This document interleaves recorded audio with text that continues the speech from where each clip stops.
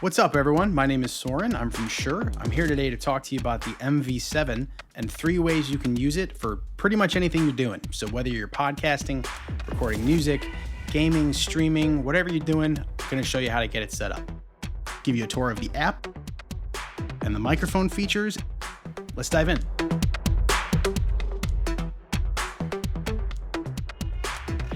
This is our Shure Plus Motive desktop app. It's available for Mac and PC, and it's the only way to get the full potential out of your MV7. So the first of the 3 things I'm going to show you today is called Autolevel mode. Autolevel mode is awesome because it only takes 2 clicks to get set up for whatever you're doing. So we recommend near mode, which is part of Autolevel, for any usage between 0 and 6 inches. So that's for you podcasters who want to get up on the microphone and get that warm, rich broadcast tone.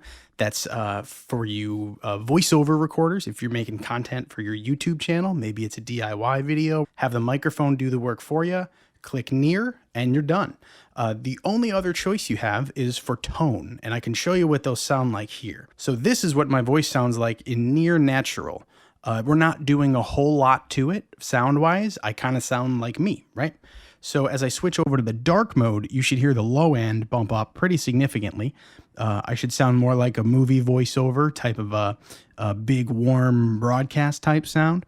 And as I go over to the bright, you should hear it what we call tilt the other way. Instead of the bass being up top, the sort of mid and top range are elevated a little bit. It's a lot more clear. It focuses more on clarity in what I'm saying. And again, back to natural, just to sort of complete the loop. There's no wrong answers here. This is your content and you're in control of your sound. We just want to give you a couple really easy ways to both experiment with some different sounds and then use those in your content.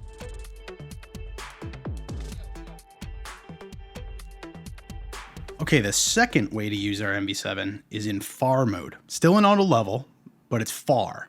So as you can guess, that means your microphone is farther away from your face. So we recommend far mode to be anywhere between 6 and 18 inches.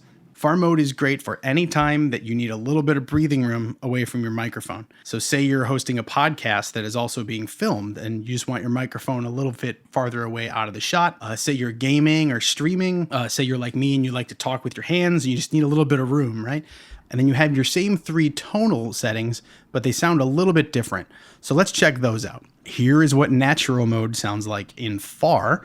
And as I switch over to dark, you should hear a lot of that low end content come up again.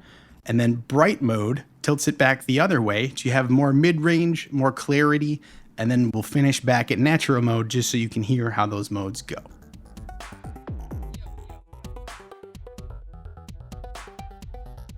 So the third and final way to use your MV7 is called manual mode.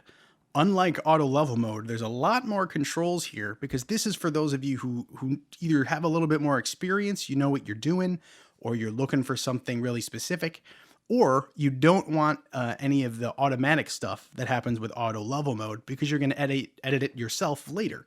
I'll show you a couple different settings that manual mode can offer. Microphone gain is definitely the most important. This is also kind of known as mic volume. This is how much signal comes from your microphone into your recording. Whatever software you're recording into, make sure you're getting a nice strong level on your meter. And the way you do that is by changing this microphone gain slider right here, right?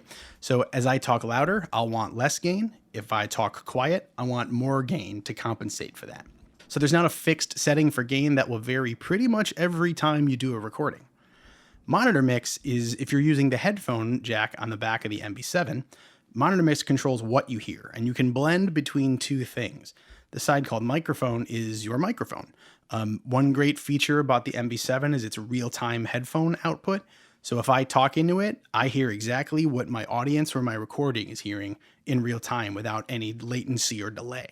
The other side is called playback, and that's what's coming back from my computer. So say I'm doing a vocal overdub. I recorded an acoustic guitar and now I want to sing over it.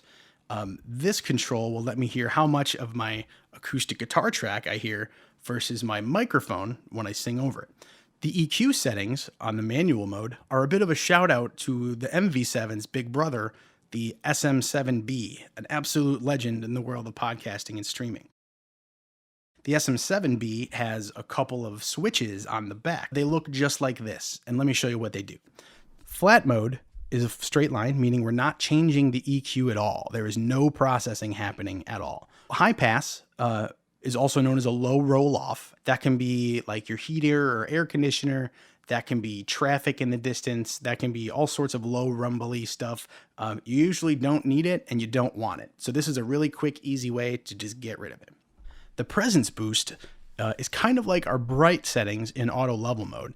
It's all about intelligibility. It's all about clarity. It grabs some of that mid-range and just pulls it forward. And then, of course, we have high pass and presence boost. So this is if you like that added clarity and you don't want any of that super low rumbly stuff in your recording. Just use them both. And then back to flat mode so you can hear the differences there. The limiter at the bottom is a simple on-off control. When you put it on, you won't hear any difference unless you get very close to clipping or distorting. Then the limiter kicks on and it'll help control that level, preventing a clip or some distortion. All the way at the bottom is a compressor. What a compressor does is takes your dynamic range, which is the difference between your loudest signal and your quietest signal, and compresses it to a couple different degrees here. This is what the MV7 sounds like with no compression. When I switch the light compressor on, you'll get a little bit of squeeze and start heading that direction, but it's fairly subtle. In medium, you can really start to hear it and feel it more, right? It kind of gets more towards in your face, a little bit more compressed, a little denser, so to speak. And as we go into the heavy, we are definitely in heavy compression land now, where if you're doing a voiceover, if you're doing a movie trailer, something like that, you want that huge sound that you'd find on your radio. Heavy compression is the way to get that done. And then back to compressor off, just so you can hear the whole cycle there. So that was 3 ways to use the MV7 for podcasting, recording, gaming, streaming, what have you. I encourage you to experiment. There's, like I said, there's no wrong answers, right? Whether it's auto level near, far, or manual mode, one of those 3 things can get you quickly dialed in so you can focus on your content and not tweaking your microphone. Thanks so much for hanging out. My name's Soren from Shure, and this has been 3 ways to use your MV7.